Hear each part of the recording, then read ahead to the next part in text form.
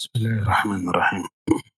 Assalamualaikum warahmatullahi wabarakatuh. Alhamdulillah wassalatu wassalamu ala Rasulillah wa ala alihi wa ashabihi wa mawalah. Ba'd. Hadirin jamaah Masjid Agung Al-Ukhwah Bandung, para pendengar Radio Tarbiyah Sunnah Bandung, pendengar Radio Roja di beberapa kota dan radio-radio lain, pemirsa Roja TV dan TV-TV lain, serta para netizen di mana saja Anda berada. Kembali kita berjumpa melanjutkan materi tentang agama ini adalah nasihat bagi 5 pihak. Pertama bagi Allah, kedua bagi kitab Allah, ketiga bagi Rasul, keempat bagi imam-imam kaum muslimin, dan terakhir bagi umumnya kaum muslimin. Kita sudah membahas poin pertama, agama ini nasihat bagi Allah. Sekarang kita masuki yang kedua, wali kitabih. Agama ini nasihat bagi kitabnya. Sudah kita terangkan makna nasihat. Nasihat bukan wejangan. Tapi nasihat itu adalah badlun nushi lil ghair. Memberikan an-nusuh kepada pihak lain. An-nusuh itu adalah kebaikan. Memberikan, melakukan kebaikan kepada pihak lain. Agama ini nasihat bagi Allah. Maknanya kita memberikan, melakukan kebaikan yang Allah cintai, yang Allah ridhai. Berupa ibadah, ikhlas, dan poin-poin yang sudah kita terangkan di pertemuan yang lalu.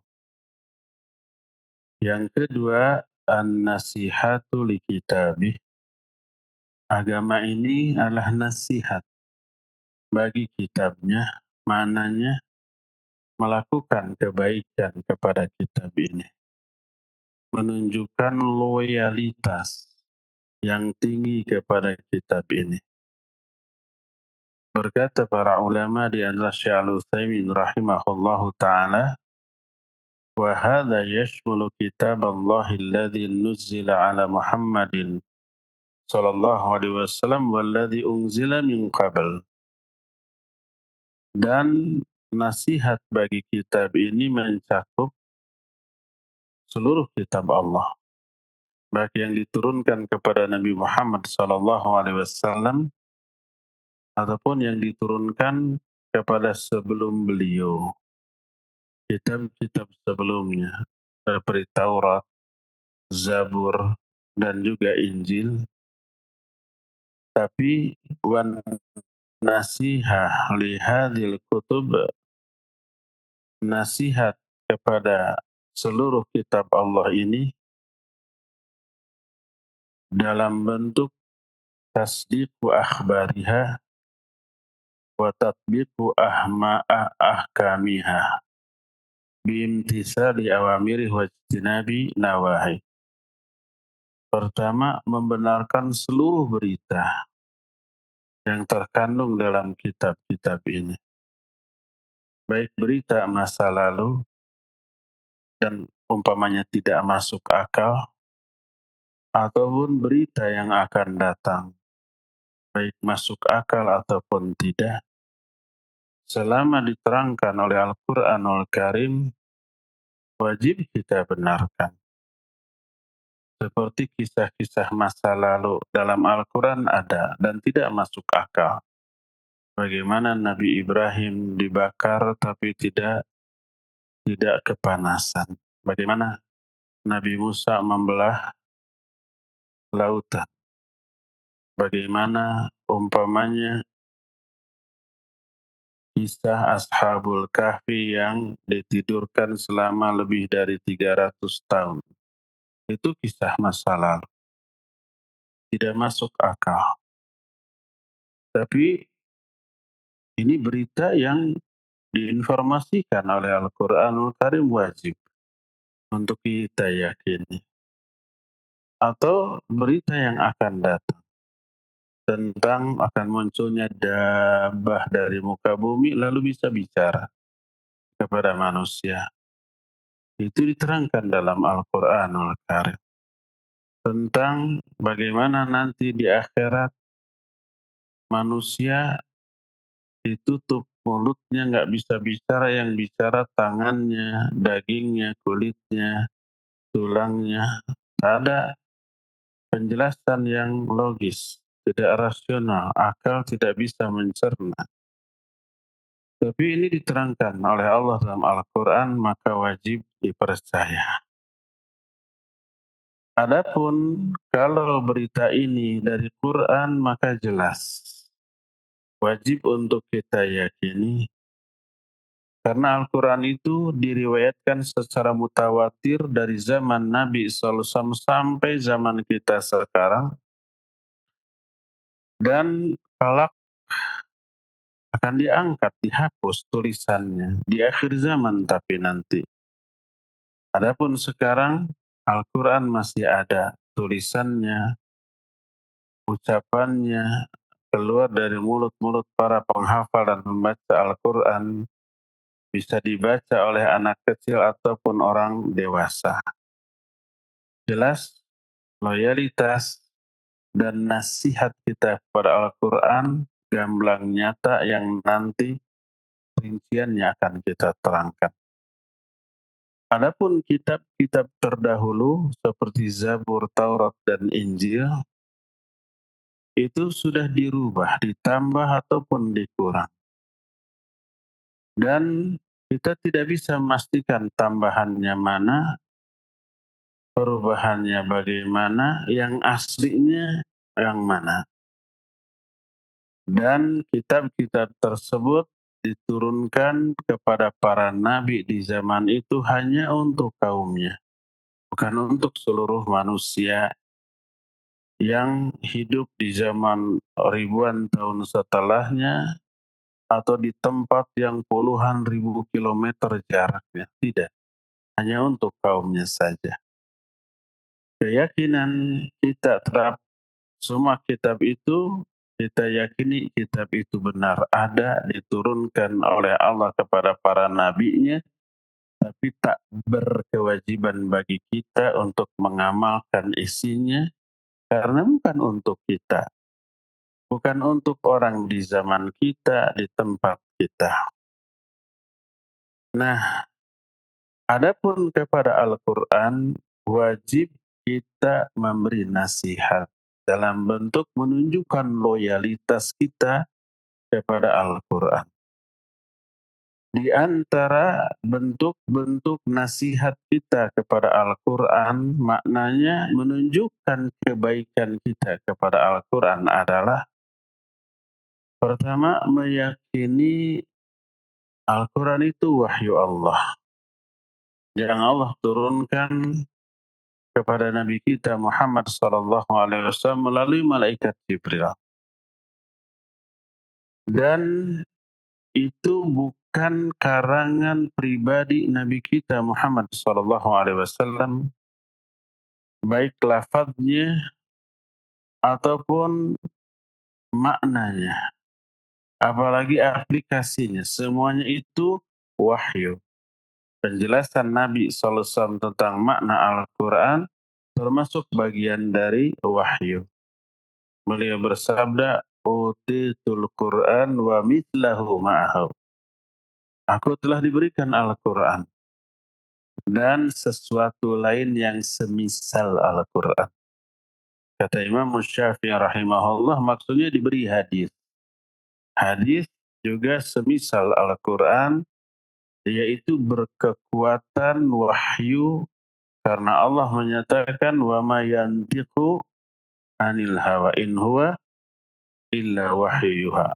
Beliau tidak pernah berbicara dari hawa nafsu. Semua perkataannya itu tiada lain kecuali wahyu yang Allah wahyukan kepadanya. Yang dimaksud tidak berbicara dari hawa nafsu, tidak berbicara dari pendapat pribadi atau ra'yu, dan itu istilah lain dari kebodohan. Semua ra'yu, semua kebodohan dianggap mengikuti hawa nafsu dan itu ditujukan kepada segala ucapan yang tidak diambil didasarkan kepada dalil Quran atau sunnah Nabi SAW. Allah berfirman dalam Al-Quran, وَمَنْ أَضَلُّ مِمَّنِ اتَّبَعَ هَوَهُ بِغَيْرِ هُدًى مِنَ اللَّهِ. Siapa orang yang lebih sesat dibanding orang yang mengikuti hawa nafsu tanpa hudan, tanpa petunjuk dari Allah, tanpa dalil Quran ataupun sunnah. Maka setiap hujjah, setiap alasan, setiap argumentasi yang keluar dari ro'yu, dari pikiran tanpa adanya sumber dalil yang mendasarinya, maka disebut dengan sebutan hawa nafsu. Wa ma yantiqu 'anil hawa. Nabi SAW tidak pernah berbicara dari hawa nafsu. Tanpa landasan dari wahyu enggak. In huwa illa wahyu yuha. Semua ucapannya itu tiada lain kecuali wahyu yang Allah wahyukan kepadanya. Di saat Nabi berbicara dari pendapat pribadi, lalu diklaim inilah firman Allah, mengada-adakan sebagian perkataan atas nama Allah, Allah akan putuskan urat leher beliau seketika itu juga. Mati. Al-Haqqah ayat 44 sampai 48 menyatakan, walau taqawwala alaina ba'dal aqawil la akhadna minhu bil yamin thumma laqata'na minhul watin fama minkum min ahadin anhu hajizin. Seandainya dia, yaitu Muhammad SAW, mengada-ada, taqawwala alaina ba'dal aqawil, mengada-ada perkataan, sebagian perkataan atas nama kami, atas nama Allah. Kami pegang dia dengan tangan kanan kami, lalu kami putus urat lehernya seketika itu juga. Tak ada seorang pun di antara kalian yang mampu menolong dia dari pemutusan urat leher itu. Jadi, apa yang Allah turunkan kepada beliau adalah wahyu yang tidak ditambah, dikurang, apalagi dirubah. Wajib kita meyakini Al-Quran sebagai wahyu yang orisinil dari Allah Azza wa Jalla. Dan Allah memberikan jaminan, inna nahnu nazzalna dzikr wa inna lahu lahafidhun. Sesungguhnya kami, kamilah yang menurunkan Al-Quran. Ditekankan berkali-kali. Menunjukkan benar-benar itu dari Allah. Pertama ada huruf inna. Inna ini inna dan nahnu inna. Dan inna ini huruf taukid. Sesungguhnya, sungguh-sungguh benar-benar. Nahnu. Ada na, kemudian nahnu. Pengulangan dhamir mutakallim ma'al ghair. Ada inna, ada nahnu. Terus fi'il mudhari'nya nazzalna. Ada dua penekanan. Allah tidak menyatakan inna nazzalna az-zikr, tapi inna nahnu, dan ini juga taukid. Nazzalna dzikr, kamilah yang menurunkan az-zikr, Al-Quran. Wa inna lahu lahafidun. Dan sesungguhnya, ini juga pakai sungguhnya lahu kepada Al-Quran, lahafidun memakai huruf lam taukid. Benar-benar sungguh-sungguh akan dijaga ini Al-Quran. Keasliannya, keautentikannya sampai hari kiamat. Di saat ada orang yang akan merubahnya, menambah, mengurang, langsung Allah memberitahukan dengan cara yang dia kehendaki kepada kaum muslimin. Di mana aja caranya, tiba-tiba terungkap ada yang akan memalsu Quran, akan merubah menambah, mengurangi, walau satu huruf akan terketahui. Lalu bergeraklah kaum muslimin, ya. Jadi wajib diyakini Al-Quran adalah asli dan wahyu dari Allah Azza wa Jalla yang tidak akan bisa dirubah, ditambah ataupun dikurang. Ini nasihat pertama. Kedua, selain wajib diyakini kebenarannya bahwa itu adalah wahyu Allah Azza wa Jalla, maka wajib kita perlakukan sebagai wahyu Allah, sebagai firman Allah, sebagai syariat Allah Azza wa Jalla. Bagaimana cara memperlakukan Al-Quran secara benar sebagai bentuk nasihat kita kepada Al-Quran? Pertama, membacanya secara musalsal. Ikhwan sekalian, ahwat, membaca Quran itu jangan menunggu waktu luang, tapi wajib diluangkan waktu untuk membacanya. Menunggu waktu luang nggak ada luang-luangnya. Wajib diluangkan waktu, dialokasikan waktu tertentu dari 24 jam dalam sehari semalam dari waktu yang kita miliki. Membaca secara musalsal, secara berkesinambungan. Dari Al-Fatihah, terus ke Al-Baqarah, Ali Imran, An-Nisa, Al-Ma'idah, terus sampai An-Nas, kembali lagi. Begitu seumur hidup kita. Nggak ada akhirnya dong. Iya. Terus lihat efeknya, lihat pengaruhnya ke dalam jiwa, pikiran, dan oral atau lisan kita. Kedua, hafalkan semampu yang kita bisa. Ketiga, ajarkan, dakwahkan. Keempatnya, amalkan, aplikasikan dalam kehidupan. Kelimanya, bela apabila Al-Quran ini akan ada yang menghinakannya, merendahkannya, merubahnya, menambahnya, dan menguranginya. Maka itulah loyalitas atau nasihat kita kepada Al-Quran. Bila ini dilakukan, berarti kita memuliakan Al-Quran sebagaimana mestinya, dan apa akibatnya? Al-jaza'u min jinsil amal. Balasan akan diberikan sesuai dengan jenis perbuatan, nanti Allah akan muliakan kembali orang tersebut. Innallaha yarfa'u qauman bihadzal kitab. Allah akan memuliakan satu kaum karena kitab Al-Quran ini. Kitab Al-Quran ini dimuliakan dengan diperlakukan seperti tadi, Allah akan muliakan dia. Lihat secara rinci bagaimana Allah memuliakan orang-orang yang memuliakan Al-Quran dalam bentuk apapun. Pertama, siapa yang membacanya. Allah akan kasih pahala per huruf, bukan per ayat, apalagi per surat. Enggak. Man qara'a harfan min kitabillah falahu fa inna lahu hasanah wal hasanah asyru amsalha. Siapa orang yang membaca satu huruf saja dari Al-Quran,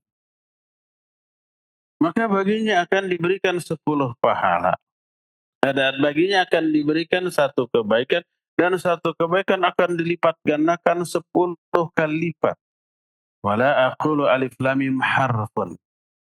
Aku tidak mengatakan alif lam mim itu satu huruf, tapi alif satu huruf, lam satu huruf, mim satu huruf, tiga huruf 30 pahala. Bayangkan kalau satu ayat. Bayangkan umpamanya kalau satu halaman, bagaimana kalau satu lembar, bagaimana kalau satu juz, lebih banyak ayat Al-Quran yang kita baca, lebih banyak pahalanya.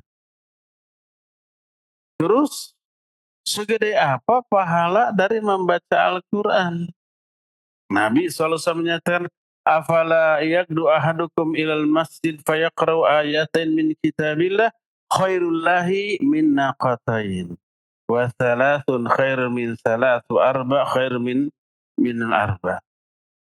Apabila salah seorang di antara kamu pergi ke masjid, lalu dia membaca 2 ayat dari kitab Allah, baginya akan memperoleh pahala lebih baik, lebih besar dibanding berkurban dengan 2 ekor unta. 3 ayat lebih baik daripada pahala berkurban dengan 3 ekor unta. 4 lebih baik daripada 4 ekor unta. Dan begitulah seterusnya itu. Pahala membaca Al-Quran. Kalau kita umpamanya berkurban dengan 1 ekor unta, dan unta adalah yang paling afdol, yang paling gede pahalanya. Kalau ditanya, lebih baik berkurban dengan kambing, dengan sapi, atau dengan unta? Pertama unta, yang kedua sapi, yang ketiga baru kambing. Berdasarkan hadis bahwa orang yang datang ke masjid di hari Jumat yang pertama kali untuk sholat Jumat, pahalanya sama dengan berkurban 1 ekor unta besar. Datang yang kedua ke masjid, pahalanya sama dengan berkurban dengan 1 ekor sapi. Datang yang ketiga, pahalanya sama dengan pahala berkurban dengan 1 ekor kambing. Begitulah seterusnya. Yang paling utama dengan unta, kedua dengan sapi. Itulah besarnya membaca Al-Quranul Karim. Karena itulah maka salah satu penyebab dimuliakannya orang karena Al-Quran, pertama pahalanya dari satu bacaan Al-Quran. Yang keduanya adalah dari apa yang Allah Azza wa Jalla janjikan kepada orang yang pahalanya banyak. Ditinggikan derajat dia di surga. Ketika Allah menyatakan, yarfa'illahu alladhina amanu minkum walladhina utul ilma darajat, Allah akan mengangkat derajat orang-orang beriman dan berilmu beberapa derajat. Maksudnya derajat di surga. Tapi itu kan akan tercermin dari derajat dia di dunia. Dia dimuliakan orang di dunia. Maksudnya oleh sesama orang beriman. Kalau oleh orang kafir mah jangankan kita, Nabi Muhammad SAW aja dihinakan, ya enggak? Baik dulu ketika masih hidup, termasuk sampai sekarang setelah beliau wafat, masih tetap ada yang menghinakan? Ada. Tapi oleh sesama mukmin yang beriman pasti Nabi SAW dimuliakan. Kemuliaan, ketinggian derajat dunia sampai akhirat penyebab utamanya adalah kasratus thawab. Karena banyaknya pahala. Raf'atud darajat di kasratis thawab. Itu kata Imam Ibnu Hajar.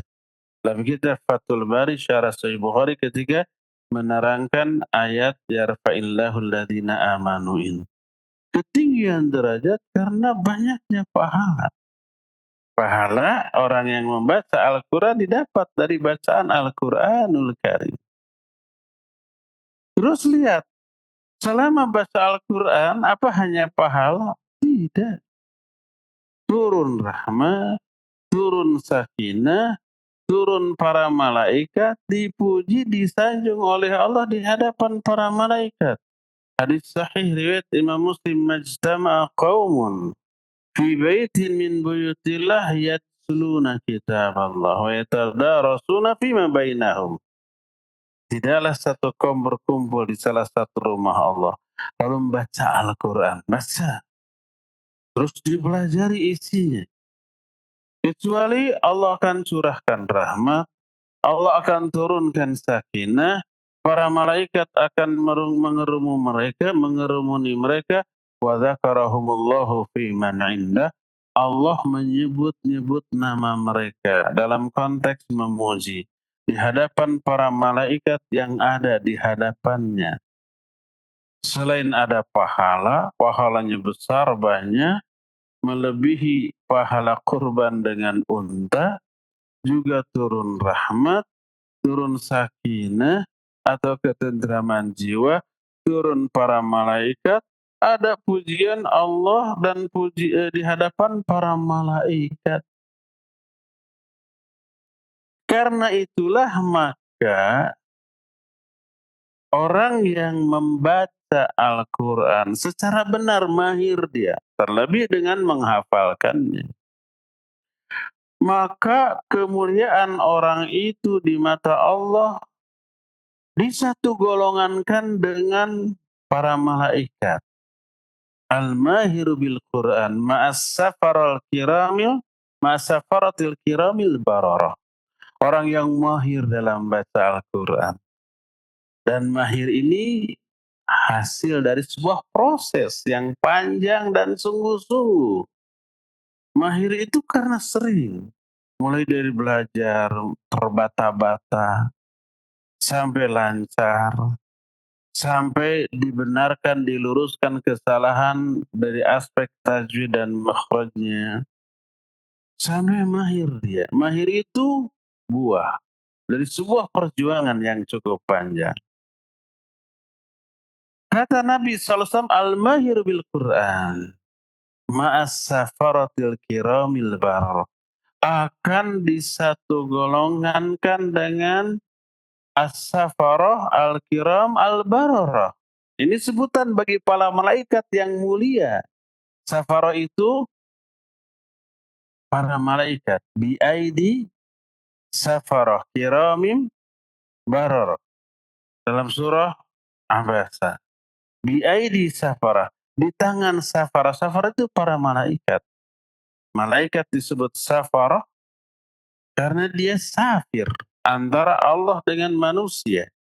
Safir itu perantara. Seperti duta, duta besar. Duta besar bahasa Arabnya safir, kedutaan safarah. Kenapa disebut safarah atau kedutaan? Karena kedutaan itu mewakili negara kita untuk komunikasi dengan negara di tempat tersebut. Kan gitu. Malaikat safarah, sebutan lain bagi malaikat safarah. Terus disifati dengan kiram dan bararah. Kiram itu sangat makhluk yang amat sangat mulia karena kebaikan dan karena ketaatannya. Mulia.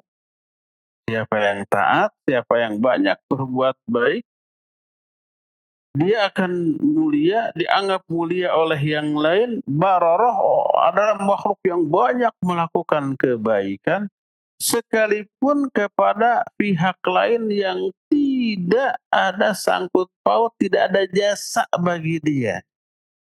Coba kita sebagai manusia jasanya kepada malaikat apa?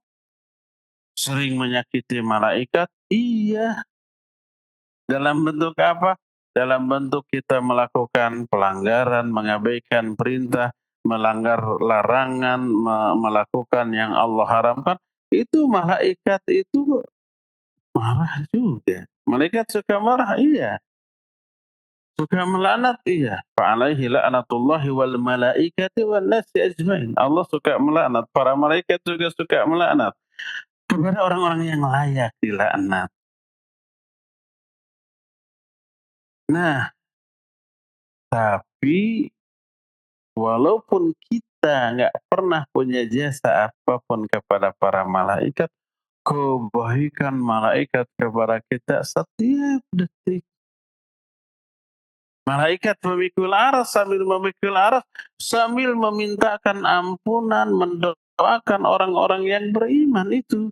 Dalam Al-Quran dijelaskan seperti itu. Jadi malaikat kiram bararah ini malaikat yang spesial, yang mulia dan melakukan banyak kebaikan. Orang yang mahir dalam baca Al-Quran disatu golongankan dengan orang seperti itu. Al-mahiru bil Quran ma'as safaratil kiramil bararah. Orang yang mahir membaca Al-Quran disatu golongankan dengan malaikat yang mulia dan berbuat baik. Menunjukkan kemuliaan orang yang memberi nasihat kepada Al-Quran dalam bentuk membaca, menghafalkannya, memurojaahnya, memahaminya dengan pemahaman yang benar semendalam yang kita bisa. Inilah nasihat kita kepada kitab Allah, kepada Al-Quranul Karim. Karena itu tak heran bila orang yang belajar Al-Quran, mengajarkan Al-Quran dalam pandangan Allah dianggap sebagai manusia terbaik. Khairukum man ta'allama al-Quran wa 'allamahu. Sebaik-baik kalian adalah orang yang belajar Al-Quran dan yang mengamalkannya dan yang mengajarkannya. Termasuk mengajarkan, mendakwahkannya. Ketika mengajarkan atau mendakwahkan Al-Quran, oh keutamaannya bertambah lagi. Selama kita mengajarkan Quran, sebaik-baik kebaikan, selama itu dosa kita berguguran. Selama itu rahmat Allah tercurah. Duduk di masjid, panggil satu dua anak, ayo belajar baca Al-Quran. Iqra ke, qiraati ke, atau apa saja. Pokoknya sebagai batu loncatan untuk bisa membaca Al-Quran secara benar. Selama kita belajar atau mengajar, selama itu dosa kita gugur, selama itu pahala tercurah, selama itu rahmat juga dilimpahkan dan seterusnya.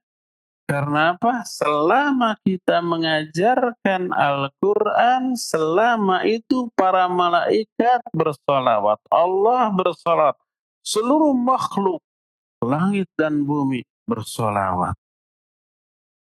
Rasul SAW dalam hadis sahih riwayat Imam At-Tirmidzi dari Abu Umamah Al-Bahili radhiyallahu anhu menyatakan, innallaha wa malaikatahu wa ahlas samawati wal ard hatta namlah fi juhriha wa hatal hut la yusalluna ala muallimin nasil khaira.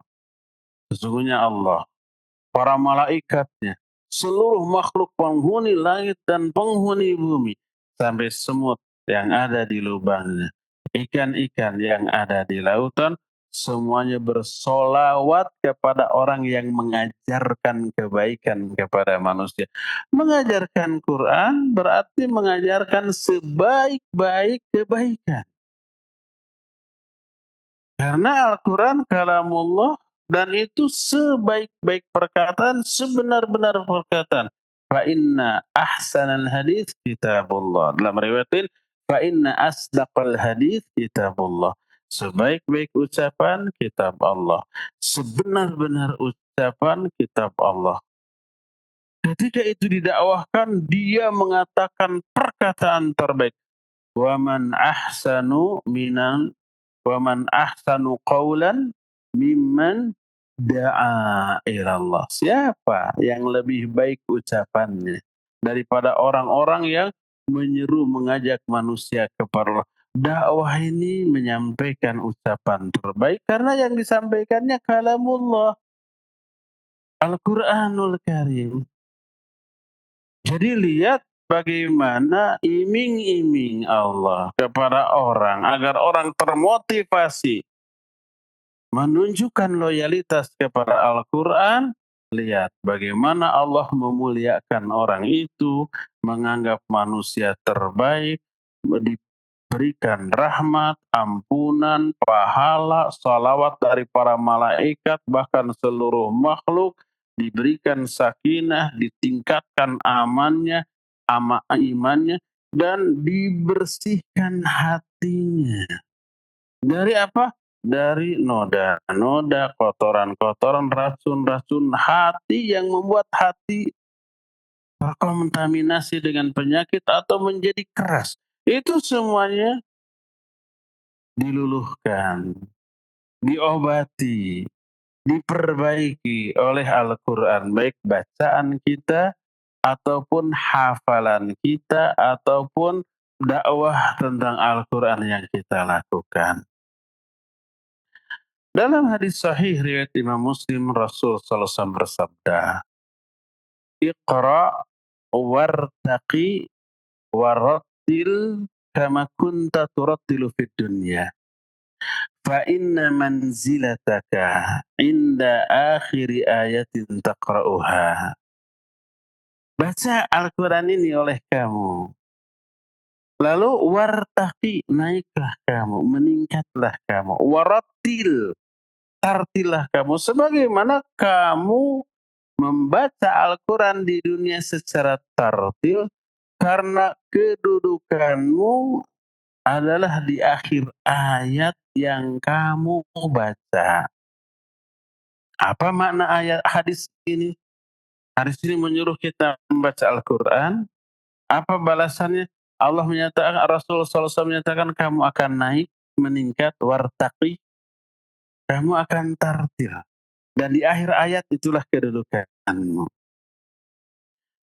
Hadis ini disyarah, diterangkan oleh para ulama di atas Imam Al-Khattabi rahimahullahu ta'ala. Kata beliau, yang dimaksud iqra wartaqi, baca kamu dan naiklah kamu. Maknanya adalah naiknya level kemuliaan dia kelak di surga.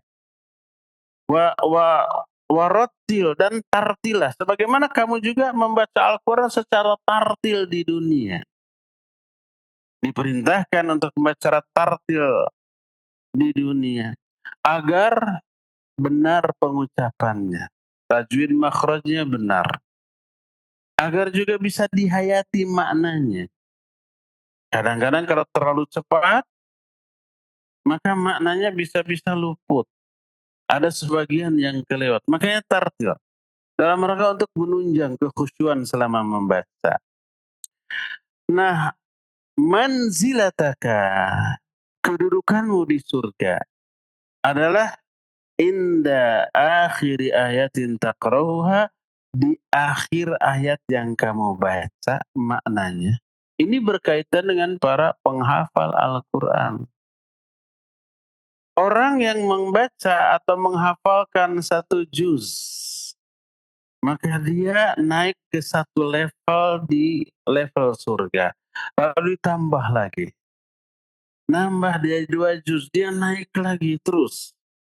Semakin banyak juz yang dia hafal, semakin tinggi tingkatan surga yang bisa dia raih dengan hal tersebut. Sehingga yang tertinggi adalah yang menghafalkan seluruh ayat Al-Quran 30 juz. Tapi beliau menyatakan semua itu wajib diniatkan liwajhillahil karim, untuk meraih wajah Allah yang mulia. Lillahi ta'ala, ikhlas hanya ingin memperoleh apa-apa yang ada di sisi Allah, bukan untuk meraih keuntungan dunia. Kalau menghafal Quran untuk mengejar keuntungan dunia, baik ingin kekayaan, harta, atau ingin sanjungan, pujian, apresiasi, pengakuan dari orang, ujung-ujungnya nanti dibayar-bayar juga. Atau kedudukan, atau pangkat, pokoknya ingin dunia dengan menghafal Al-Quran, maka semua yang Allah janjikan Allah cancel. Nggak akan ada pahala, nggak akan ada ampunan, tidak akan ada lagi rahmat dari Allah, karena untuk dunia rusak. Maka tak heran kalau semua yang Allah janjikan tidak dia dapatkan, hatinya tidak tenang, tidak tentram, dosanya juga utuh. Lalu dia tidak memperoleh apa-apa dari usaha menghafal Quran. Lalu berkesimpulan, menghafal Al-Quran itu sebuah kesia-siaan. Menghafal Al-Quran itu tidak ada manfaatnya. Tak heran kalau ada orang yang sudah hafal Quran lalu murtad. Apa yang salah? Bukan Qurannya yang salah. Seperti orang memakan makanan yang enak, bergizi, sehat, luar biasa. Pas orang itu makan muntah. Bukan makanan yang salah. Mungkin ada penyakit. Mungkin dia ada asam lambung. Mungkin dia lagi terkena tifus. Kalau orang yang tifus atau gejala tifus kan mencium bau makanan yang enak pun terasa apa? Mual, ya enggak? Begitu lep masuk kohok lagi. Bukan makanannya yang salah. Di dalam diri orang itu ada penyakit. Orang belajar Quran, membaca Al-Quran, menghafalkan Quran murtad. Pasti ada sesuatu niat, lihat niatnya. Orang yang meniatkan menghafal Quran untuk dunia, ya pastilah kecewa. Lalu berkesimpulan, nggak ada manfaatnya untuk menghafal Al-Quran. Jangankan itu, orang habis haji, orang habis umroh, pulangnya murtad. Ngapain aja selama di sananya coba. Niat haji, niat umrohnya apa? Kalau niatnya untuk dunia, biar disebut Pak Haji. Biar disebut, wah hebat sudah ke sana. Biar disebut, wah banyak uang itu sekian ratus juta. Sampai di sana menderita, berdesak-desakan, lelah, capek. Daripada tawaf berdesak-desakan, daripada saya. Udah ngadem aja di hotel. Pulangnya haji dan umroh nggak ada manfaat, nggak ada pengaruhnya, lalu murtad, nggak heran karena niatnya. Dijamin di sana juga nggak akan benar. Jadi semua ibadah-ibadah yang agung, tapi diniatkan untuk dunia, dijamin dia kecewa. Dijamin dia akan mengalami kehampaan dan kekosongan dalam jiwanya. Tak heran ada orang setelah melakukan ibadah lalu murtad. Setelah umroh, setelah haji murtad. Menghafal Al-Quran murtad. Setelah tahajud, setelah saum sekian lama lalu murtad. Tak heran karena niatnya yang keliru dan yang salah, ya. Jadi perlakukan Al-Quran dengan seluruh perlakuan yang tadi dijelaskan, diyakini kebenarannya, difahami dengan pemahaman yang benar, dibaca terus-menerus, dihafalkan, dijaga hafalannya, diulang berkali-kali, dimurojaah, lalu diajarkan, lalu diamalkan, lalu dibela bila ada orang yang akan menghinakannya. Itulah cara kita memberi nasihat kepada Al-Quran, dan itulah cara kita memuliakan Al-Quranul Karim. Allah akan muliakan dengan syarat niatnya ikhlas karena Allah, bukan karena dunia. Kalau karena dunia, orang munafik banyak yang hafal Al-Quran. Nabi SAW menyatakan, "Aktsaru munafiqi ummati qurra'uha." Tuh bayangkan. Kebanyakan orang-orang munafik di kalangan umatku adalah para penghafal Al-Quran. Itu dia menghafalkan Al-Quran, dan dulu juga orang munafik masuk Islam itu untuk kepentingan dunia. Bukan yakin-yakin amat terhadap isi ajaran Islam itu, enggak, mereka enggak yakin. Tapi kenapa masuk Islam? Demi kepentingan dunia.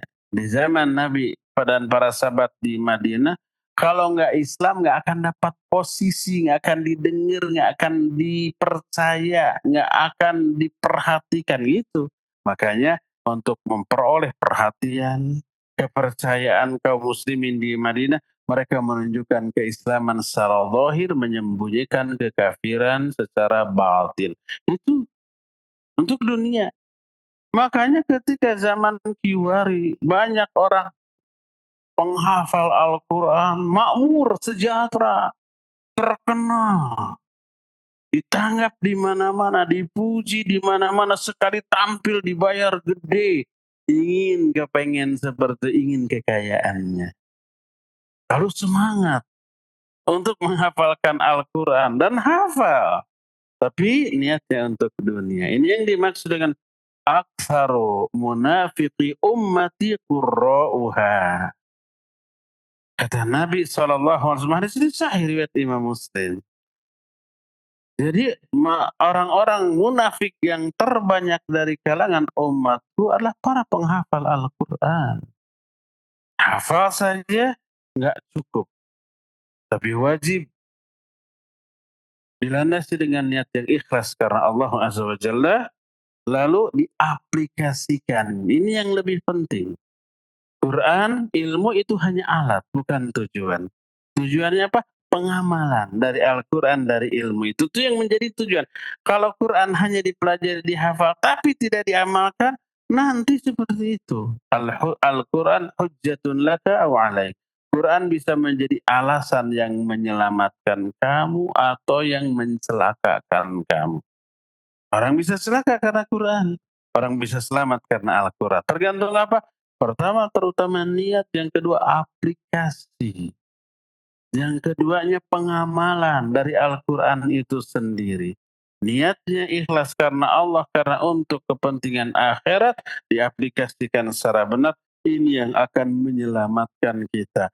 Proses yang lain membaca, menghafal, memahami, mengajarkan, itu proses yang harus dilewati untuk bisa mengamalkan Al-Quranul Karim yang kita baca, yang kita hafal, yang kita ajarkan, agar bisa diamalkan dengan niat yang tulus, maka itulah nasihat kita kepada kitab Allah Azza wa Jalla. Inilah makna dari poin yang kedua, agama adalah nasihat. Nasihat bagi siapa?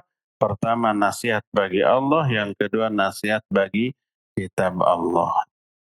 Insya Allah nanti poin yang berikutnya, agama ini nasihat bagi Rasulullah Shallallahu Alaihi Wasallam, akan kita teruskan di hari Jumat yang akan datang. Baik, cukup sampai di sini. Semoga Allah Azza wa Jalla menjadikan liqa kita menjadi liqa mubarak yang akan menjadi wasilah berkumpulnya kita kelak di surga Allah yang penuh kenikmatan. Subhanakallahum bihamdik. Asyhadu an la ilaha illa anta. Astaghfiruka wa atubu ilaik, walhamdulillahi rabbil alamin. Wassalamualaikum warahmatullahi wabarakatuh.